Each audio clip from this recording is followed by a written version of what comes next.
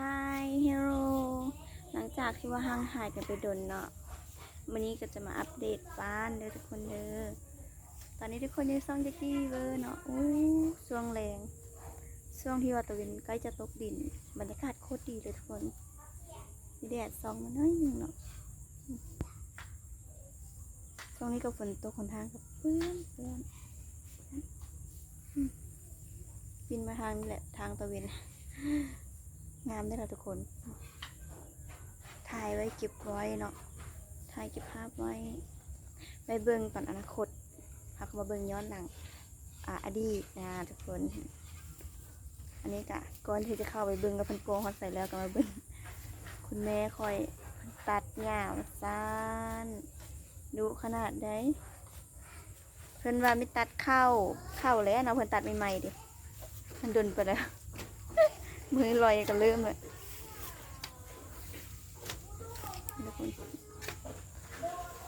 แล้วพอมีพื้นที่เนาะวางข้างหน้าอาจจะเราแต่งที่กันบอกเลยว่ากว้างแต่ว่าอีสันเขาจะเอาไว้ปลูกผักปลูกผักในโซนผักนี้เมนูอะไรนี้ปรับหน้าดินขึ้นสูงเอาตูบออกตูบน้อยตัวนี้ก็จะเอาไปปะไว้ดินพี่สาวทั้งข้างนี่เขาจะเคลียร์พื้นที่ปรับหน้าดินมันกว้างประมาณนั้นมาเบิ่งก็จะโกกันขึ้นมากันจะเป็นโซนนั่งกินข้าวพักผ่อนอิ่มอกอิ่มใจประตูใหญ่เขากะตรงนี้สูงประมาณ2 เมตรอันนี้ก็จะกว้างประมาณ2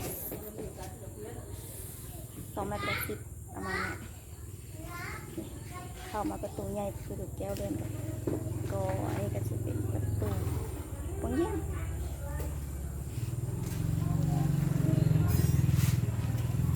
ประตูกว้างใหญ่เป็นมือกลอง2 กลองอันนี้ก็จะเป็นมือกลอง2 กลอง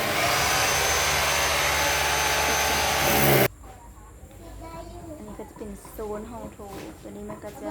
วักเข้าไปได้นึงประมาณ60ประมาณนั้นแหละทุกคนยางมาตัวนี้กะจะคันเห็ดออกมาอยู่ประมาณ1 เมตรหรือว่า80แหละคือสูง2 เมตร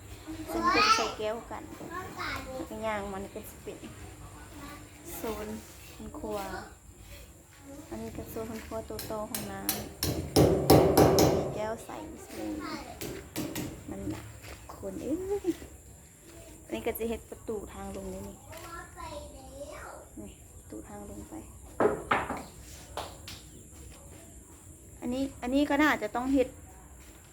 โกจงไว้สเกลกันประมาณนี้แต่ว่าในห้องยังหมดแล้วทุกคนเด็กน้อยบุยบนอยู่ก็ให้จะมานอนกันมานอนนี่มันยัง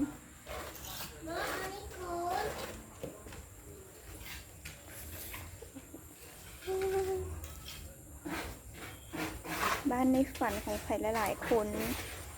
อันนี้ก็จะบอกไว้สำหรับคนที่กำลังอยากสั่งบ้านแต่ว่ามีเงินเป็นก้อนเขาแนะนำเลยว่าปัจจุบันนี้เนาะหาเงินเป็นก้อนมันยากทุกคนเพราะฉะนั้นแล้วเขาก็ต้องเลือกที่จะมีเก็บก้อนหนึ่งมาเห็ดก่อนแล้ววางแผนว่ามีอีกก็มาเห็ดอีกประมาณนี้เห็ดไปเท่าหน่อยเพียงสิแหละ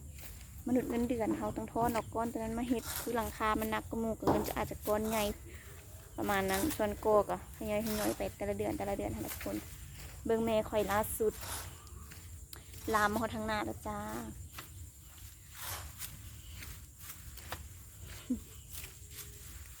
หน้าลายบ่ให้ว่า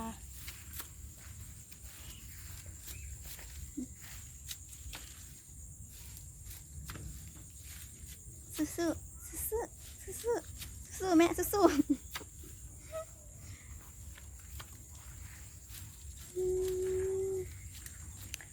ก็จะประมาณนี้เลยทุกคนบ้านในฝันของใครหลายคนมากแบบใดนู่นนี่นั่นจังใดให้ทุกคนแบบออกแบบไว้จินตนาการไว้ว่าเขามักแบบว่าใช้ชีวิตแบบนั้นแบบนี้โซนนั้นโซนนี้แล้วก็เฮ็ดตามงบตามเงินเขาอะไรเนาะคอยเฮ็ดไปคุณเชื่อว่าหลายคนก็ เฮ็ดได้เนาะต้องเฮ็ดได้ถ้าว่ามีความตั้งใจและพยายามอดออมบ่ลิ้นบ่กินจบมนุษย์เงินเดือนก็ยามนุษย์เงินเดือนคือเฮาก็เฮ็ดได้แค่กันสำหรับคลิปนี้ก็บ่มีหยังหลายเนาะขอตัวลาไปก่อนพบกันใหม่ในคลิปหน้าทุกคนสำหรับคลิปนี้ขอตัวลาไปก่อนเด้อจ้าแล้วพบกันใหม่ในคลิปหน้ากับซองจ็อกกี้วีเบอร์ไปก่อนเด้อบ๊ายบาย